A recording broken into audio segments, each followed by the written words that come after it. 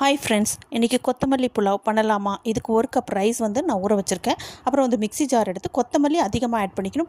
புதினா ஒரு கொஞ்சோண்டு போட்டுக்கணும். ஒரு 4-5 பல்லு பூண்டு, 1 இன்ச்சு இஞ்சி, காரத்துக்கு பச்சை மிளகாய் 2 அல்லது 3 போட்டுக்கோங்க. அது கூட வந்து முந்திரி, அது வந்து ஆப்ஷனல் தான், வேணும்னா போடுங்க, இல்லைன்னா ஸ்கிப் பண்ண. அது கூட கரம் மசாலா போடணும். கரம் மசாலா இல்லைன்னா பட்டை, கிராம்பு, ஏலக்காய் இதெல்லாம் போட்டு ஒரு நல்ல பேஸ்ட்டாக அரைச்சி வச்சுட்டு ஒரு குக்கர் வச்சு ஒரு tablespoon oil, 1 tablespoon ghee போட்டு அது கூட சீரகம் போட்டு பொரிஞ்சோடனே ஒரு பெரிய வெங்காயம் ஸ்லைஸாக கட் பண்ணியிருக்கேன். அது கூட ஒரு காஞ்ச மிளகா போட்டு கண்ணாடி பரம் வர வரைக்கும் வதக்கிட்டு, அது கூட வந்து நான் கேரட்டு, பீன்ஸு, பச்சை பட்டாணி, உருளைக்கிழங்கு இதெல்லாம் கொஞ்சம் கொஞ்சம் போடணும், அதிகமாக வேண்டாம். இதை போட்டு நல்லா வதக்கினதுக்கப்புறம் நம்ம அரைச்சி வச்சுருக்க அந்த பேஸ்ட்டும் போட்டு நல்லா சால்ட்டு போட்டு நல்லா கலக்கணும். அது கலக்கினதுக்கப்புறம் நான் வந்து 1 கப் ரைஸ் வச்சுருக்கேன். அதுக்கு வந்து 2.5 கப் தண்ணி ஊற்றிருக்கேன். உங்கள் ரைஸ்க்கு நீங்கள் எவ்வளவோ அந்தளவுக்கு ரைஸ் போட்டு தண்ணி ஊற்றி அது லாஸ்ட்டில் வந்து அரை லெமன் நீங்கள் உங்கள் ரைஸ்க்கு தகுந்த மாதிரி போட்டுக்கங்க. நான் 1 கப் எடுத்துருக்கனால எனக்கு வந்து 1/2 லெமன் போதும். உங்களுக்கு அதிகமாக வேணால் போட்டுக்கோங்க. போட்டு குக்கரை நல்லா மூடி வச்சு 2 விசில் விட்டு ஏறினா அருமையான ஒரு கொத்தமல்லி புலாவ் ரெடி ஆகும். இந்த ஸ்மெல் வரும்போது அவ்வளோ நல்லாயிருக்கும். வீட்டுக்குள்ளே அந்த கொத்தமல்லியோட டேஸ்ட் அவ்வளோ நல்லா. இது எந்த குருமாவோட வச்சு சொன்னாலும் சாப்பிட்டாலும் ரொம்ப நல்லாயிருக்கும். நான் இன்றைக்கி எக்கும்